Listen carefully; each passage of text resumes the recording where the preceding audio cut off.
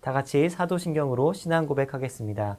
전능하사 천지를 만드신 하나님 아버지를 내가 믿사오며 그 외아들 우리 주 예수 그리스도를 믿사오니 이는 성령으로 잉태하사 동정녀 마리아에게 나시고 본디오 빌라도에게 고난을 받으사 십자가에 못 박혀 죽으시고 장사한 지 사흘 만에 죽은 자 가운데서 다시 살아나시며 하늘에 오르사 전능하신 하나님 우편에 앉아 계시다가 저리로서 산 자와 죽은 자를 심판하러 오시리라. 성령을 믿사오며 거룩한 공예와 성도가 서로 교통하는 것과 죄를 사하여 주시는 것과 몸이 다시 사는 것과 영원히 사는 것을 믿사옵나이다. 아멘. 찬송가 286장 찬송가 286장 찬송하시겠습니다. 주 예수님 내 맘에 오사 날 붙들어 주시고 내 마음에 새 힘을 주사 늘 기쁘게 하소서. 사랑의 주 내 맘속에 찾아오사 내 모든 죄 사하시고 내 상한 맘 고치소서. 주 예수님 내 맘에 오사 내 소원 다하시고 내 무거운 짐 맡아주사 참 평안을 주소서. 사랑의 주 내 마음속에 찾아오사 내 모든 죄 사하시고 내 상한 맘 고치소서. 주 예수님 내 맘에 오사 날 정결케 하시고 그 은혜를 내 맘에 채워 늘 충만케 하소서. 사랑의 주 내 맘속에 찾아오사 내 모든 죄 사하시고 내 상한 맘 고치소서. 주 예수님 내 맘에 오사 내 길 인도하시고 주 성령을 내 맘에 채워 늘 충만케 하소서. 사랑의 주 내 맘속에 찾아오사 내 모든 죄 사하시고 내 상한 맘 고치소서. 아멘. 아멘. 찬송가 290장 찬송하시겠습니다.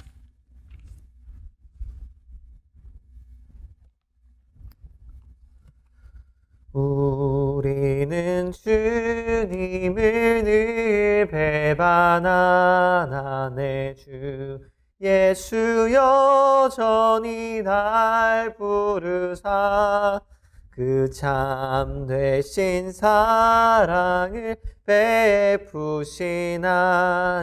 내 형제여 주님을 곧 따르라. 주 널 위해 비네 주 널 위해 비네 주 널 위해 비네 항상 비시네. 주께서 풍성한 은혜를 내려 내 영혼이 나날이 복받으니 주 예수를 너희도 구주로 섬겨 곧 따르면 풍성한 복 받겠네.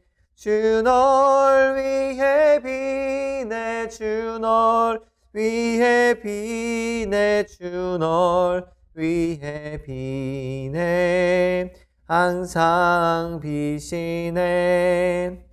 무거운 짐 지고 애타는 인생 주 예수께 돌아와 곧 쉬어라.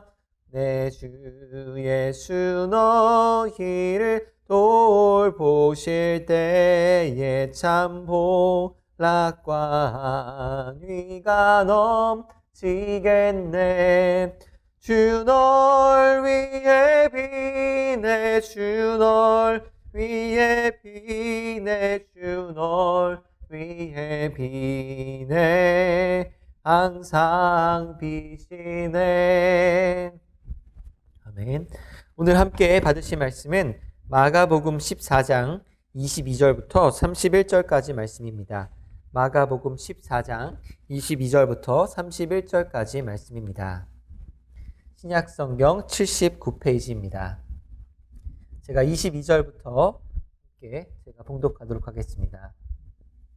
그들이 먹을 때 예수께서 떡을 가지사 축복하시고 떼어 제자들에게 주시며 이르시되 받으라 이것은 내 몸이니라 하시고 또 잔을 가지사 감사 기도하시고 그들에게 주더니 다 이를 마시매 이르시되 이것은 많은 사람을 위하여 흘리는 나의 피 곧 언약의 피니라. 진실로 너에게 이르노니 내가 포도나무에서 난 것을 하나님 나라에서 새 것으로 마시는 날까지 다시 마시지 아니하리라 하시니라. 이에 그들이 찬미하고 감람산으로 가니라. 예수께서 제자들에게 이르시되 너희가 다 나를 버리리라. 이는 기록된 바 내가 목자를 치리니 양들이 흩어지리라 하였음이니라. 그러나 내가 살아난 후에 너희보다 먼저 갈릴리로 가리라. 베드로가 여짜오되 다 버릴지라도 나는 그리하지 않겠나이다. 예수께서 이르시되 내가 진실로 내게 이르노니 오늘 이 밤에 닭이 2번 울기 전에 내가 3번 나를 부인하리라. 베드로가 힘있게 말하되 내가 주와 함께 죽을지언정 주를 부인하지 않겠나이다 하고 모든 제자도 이와 같이 말하니라. 아멘. 주일 새벽 예배에 영상으로 함께 하시는 성도님들을 환영하고 축복합니다. 오늘 본문은 예수님께서 제자들과 마지막 만찬을 드시고 또 베드로가 부인할 것을 말씀하시는 내용입니다.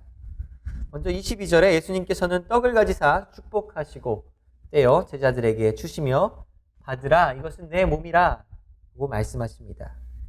예수님께서 떡을 향해 이것이 내 몸이다 라고 하신 것처럼 이제 예수님의 손에서 떼어지고 나누어진 떡의 모습은 앞으로 하나님께서 예수님을 통해 이루실 일들을 보여주고 있습니다. 성부 하나님께서는 주님의 생명을 들어 축복하시고 십자가에서 주님을 찢으셔서 모든 사람에게 죄사함의 용서와 구원을 주실 것이기 때문입니다. 사랑하는 성도 여러분, 이처럼 예수님은 우리를 위하여 자신의 몸을 내어주신 분이십니다. 그래서 하나님 아버지는 우리를 향해 뭘 해라, 뭘 하지 말아라 이렇게 명령하시는 분 이전에 가장 좋은 것을 우리에게 은혜로 주시는 사랑이 많으신 아버지이심을 믿으시기 바랍니다. 하늘 아버지는 우리에게 가장 귀한 아들 예수 그리스도를 내어주심으로 그 사랑을 확증하셨습니다. 그런데 하나님께서 가장 귀한 아들 예수님의 몸을 찢어주시는 이 놀라운 생명의 은혜는 바로 주님이 주시는 이 떡을 받아 먹는 사람에게만 유효한 것입니다. 그래서 이 떡을 각자가 받아 먹어야 한다라는 것은 곧 예수님을 나의 주님으로 영접하고 그분과 개인적인 관계를 맺어야 한다는 것을 의미합니다. 예수님과 개인적인 관계를 맺지 않으면 예수님께서 자신을 내어주신 그 유익을 우리가 실제로 누릴 수 없기 때문입니다. 그래서 누구든지 주님께서 주시는 이 생명의 유익을 누리려면 우리 마음 문을 두드리시는 주님께 마음을 열고 주님을 나의 주님으로 영접해야 하는 것입니다. 예수님께서는 떡과 잔을 나누어 주시고 이제 24절에 이것은 많은 사람을 위하여 흘리는 나의 피, 곧 언약의 피니라 이렇게 말씀하십니다. 여기서 우리가 주목해 볼 단어는 바로 언약의 피다라는 단어입니다. 이 언약의 피는 구약 성경 출애굽기 24장 8절에 등장합니다. 출애굽기 24장에 보면 하나님께서 이스라엘 백성과 맺으시는 첫 번째 언약이 등장합니다. 이 언약은 하나님께서 이스라엘의 하나님이 되시고 또 이스라엘은 하나님의 백성이 되는 언약이었습니다. 이때 모세는 이 언약식을 위해 짐승을 잡았습니다. 그리고 그 피를 백성에게 뿌리며 이것이 언약의 피다라고 이야기합니다. 이 언약식에서 피를 뿌리는 것은 이 둘 중 하나가 언약을 깼을 경우에 이 피 흘리는 동물처럼 된다는 것을 의미합니다. 그런데 이스라엘의 역사를 보면 이스라엘은 이 언약을 깨트리고 말았습니다. 하나님만을 섬기기로 결단해 놓고 금송아지를 섬겼습니다. 또 바알과 아세라를 하나님과 겸하여 섬겼습니다. 하지만 긍휼과 자비가 풍성하신 하나님께서는 이런 이스라엘을 버리지 않으셨습니다. 예수 그리스도 메시아를 보내셔서 새 언약을 맺으십니다. 이스라엘의 12지파를 상징하는 이 12명의 제자들로 이제 하나님의 새로운 백성인 새 이스라엘을 삼으시는 것입니다. 그래서 옛 언약을 맺었을 때 뿌려졌던 그 동물의 피가 오늘 본문에서는 예수님께서 주시는 포도주로 등장하고 있습니다. 그러면 이 새 언약을 맺을 때 희생되어야 될 제물은 어디에 있는 것입니까? 바로 어린 양 대신 예수 그리스도가 제물이십니다. 예수님이 화목 제물이 되셨습니다. 예수님께서는 그리고 지금 제자들과 성찬을 통해 하나님과 우리가 새 언약을 맺는 의식을 시행하고 계십니다. 그래서 이 새 언약을 맺을 때 피로 상징되는 언약의 피가 포도주로 등장하고 있습니다. 25절에 예수님께서는 진실로 너에게 이르노니 내가 포도나무에서 난 것을 하나님 나라에서 새 것으로 마시는 날까지 다시 마시지 아니하리라 라고 말씀하십니다. 예수님께서 말씀하신 하나님 나라, 이것은 바로 마지막에 예수님께서 다시 오실 때 완전히 임할 하나님 나라를 의미하는 것입니다. 그래서 예수님께서 재림하실 때 하나님 나라가 임했을 때 예수님은 우리와 함께 새롭게 음식을 먹으며 교제하실 것입니다. 지금은 우리가 주님과 교제하는 것이 거울로 보는 것처럼 희미합니다. 하지만 그때에는 얼굴과 얼굴을 대면하여 더 깊은 교제의 자리요 풍성한 천국 식탁의 잔치를 우리에게 베풀어 주실 것입니다. 이제 27절 말씀부터는 예수님께서 앞으로 일어날 일들에 대해서 말씀하고 있습니다. 그것은 주님께서 십자가를 지실 때 제자들이 다 주님을 배반하고 도망할 것이라는 말씀입니다. 그런데 이것이 끝이 아닙니다. 28절에 보면 한 가지를 더 말씀하십니다. 예수님께서 살아나신 후에 제자들보다 먼저 갈릴리로 가신다 하는 것입니다. 이것은 제자들이 비록 다 십자가 앞에 도망할지라도 부활하신 예수님께서 제자들을 다시 갈릴리에서 모으시고 회복시키실 것을 의미합니다. 베드로는 이 말을 듣고 주님 다 버릴지라도 나는 그러하지 않겠나이다 라고 호언장담하고 있습니다. 후에 베드로는 안타깝게도 자신이 내뱉은 이 말을 지키지 못합니다. 하지만 이 말을 내뱉은 그 순간만큼은 베드로의 진심이 담긴 고백이었을 것입니다. 그래서 31절에 베드로는 힘있게 다시 한번 주를 부인하지 않겠다라고 이야기합니다. 하지만 예수님은 이 베드로의 연약함을 아셨습니다. 그래서 병행 본문이 누가복음을 보면 예수님께서 내가 너를 위해 믿음이 떨어지지 않기를 기도하였노니 돌이킨 후에 형제를 굳게 하라 라고 말씀하십니다.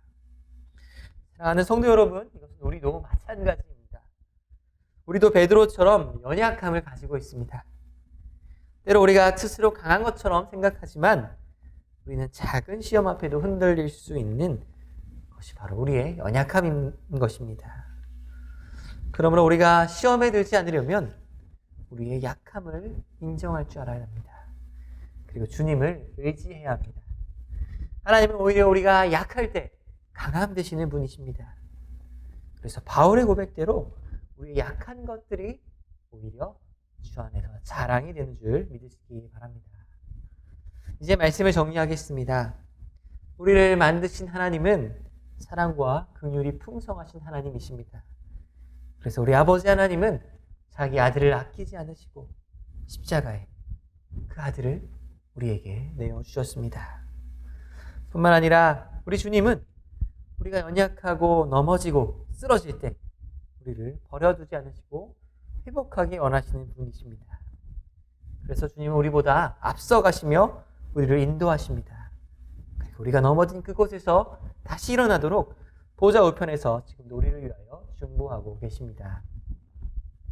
그러므로 오늘 하루도 우리를 회복시키시고 일으키시는 주님을 의지하시기 바랍니다. 나의 연약한 그곳에서 주님의 강함이 드러나기를 소망하며 나아가는 저 여러분 되시기를 축원합니다. 기도하겠습니다.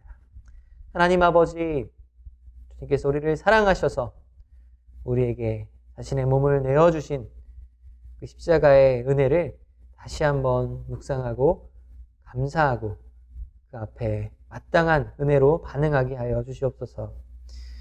하나님, 특별히 우리가 연약하고 넘어질 때 주님 우리를 불쌍히 여기시고 우리를 다시 일으키시며 회복시켜 주시옵소서. 오늘 하루 주님의 그 회복시키는 은혜가 필요한 모든 곳에 성령 하나님 함께 임재하여 주시옵시고 그 임재하시는 주님을 붙들고 살아가는 하루가 되게 하여 주시옵소서. 감사드리며 예수님의 이름으로 기도드립니다. 아멘.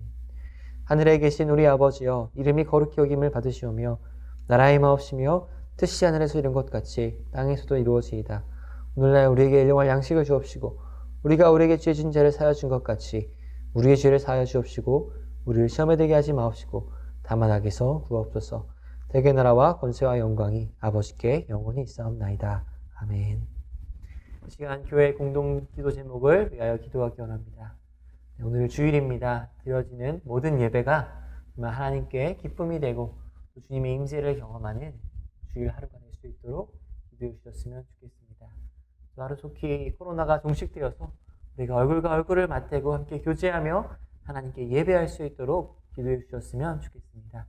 우리 담임 목사님, 원로 목사님, 또 부교육자들, 중직자들, 온육간의 강건함을 위해서 기도해 주셨으면 좋겠습니다. 우리 시간 주여 한번 외치고 기도하겠습니다. 주여!